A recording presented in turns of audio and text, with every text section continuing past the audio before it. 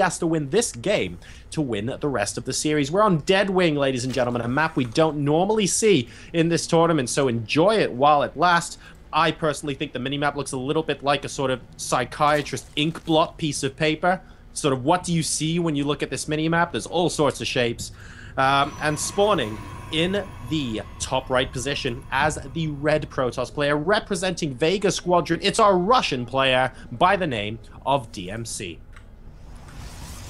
And he's looking to try and equalize the score here and hopefully salvage his record in this competition somewhat by beating the team eOnZerG in the bottom left-hand corner. Incredibly popular player with fellow players and the fans alike. Currently 1-0 up. It's Snute. Now, while you were doing those beautiful introductions, Jorasa, I took a little look at DmC's history, match history on Eligulak. So, matches that he's played that have been cast. So, obviously in the Foreign Hope, he took a game off Nurtio and Bly, went 2-1 there, so not overwhelmed. In the last couple of months, he's been able to take a series off of Cass, Verdi, Mana, Bly, Grubby, Revolution, Lilla Cannon, Marine Lord, who else? Elza.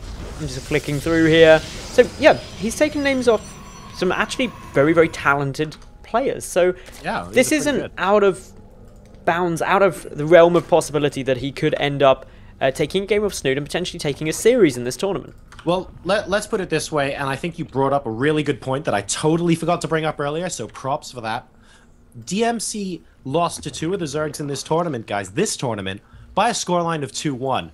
At no point have we said he's bottom of the table and he's getting stomped on by anyone, because that's actually not true. His level of skill and the kind of StarCraft that he's played in this tournament so far, it, in my opinion, isn't reflected in the bottom line result. I actually think he's played some pretty fantastic games as well. And, okay, yeah, he's obviously lost more than he's won, but I really like the kind of StarCraft he's been playing, and I'm really eager to see what he's got coming for us here on Deadwing.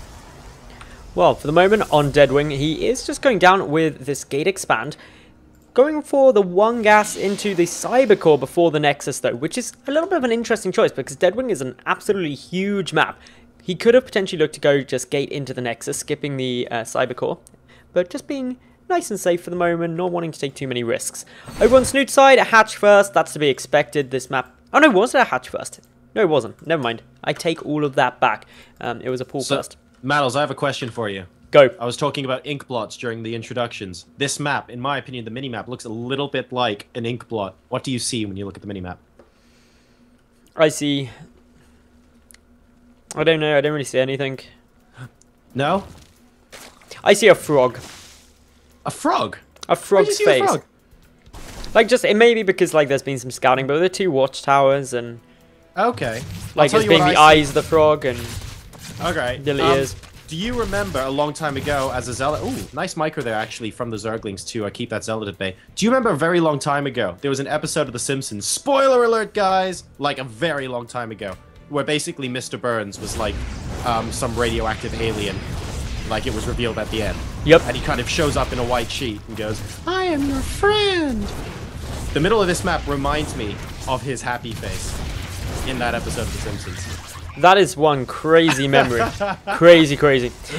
I'm showing my age, man. It's going to be a lot of zealots, by the way, coming down from DmC. Are they also happy? They are not going to be happy ones. They're going to be very angry ones because there's 4 gates off of only 1 gas. This is a mass zealot warp-in. Snute hasn't gone for the Roche one, so could actually end up being in some trouble here. Okay, Spine's starting. That's good for him. Yeah, he's going to need that at the very least. At least the natural and the third base, you know, there's not too much distance between them. He will be able to get a little bit of creep. He spots the warp in crucially. He sees the pylon down and Snute's going, hang on a second, this attack's actually getting quite serious here. So Spine Crawl about half complete now. We're pumping nothing but lings. He's got 16 lings and an extra queen coming out. As long as he keeps pumping defense at this point, the counterattack is such a genius move. He knows he's got the spine and can buy himself some time here with the queens, but by counterattacking, he forces some warp-ins of sentries back at home. That limits the amount of aggressive zealots that he can do, and time is what Snute really needs. He can hold this if he can get a critical mass of Zerglings and also those spine crawlers. So this is just genius play from Snute. Well, what you're really trying to limit is you don't really want some additional DPS in the form of a couple of Stalkers to pop in. That just wouldn't do anyone any good at all. He might even get a pylon there in the wall. It looks like he's going to... Yes, he does. The Sentry doesn't have enough energy, and all of a sudden, Yes, it's only 3 Zerglings, but they are inside the natural expansion right now, and probes are having to be pulled for them.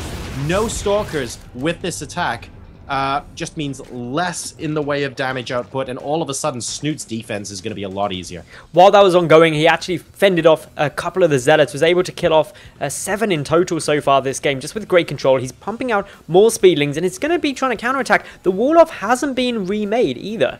This is going to be very challenging. Okay, it's been realized now, but there's a gap there.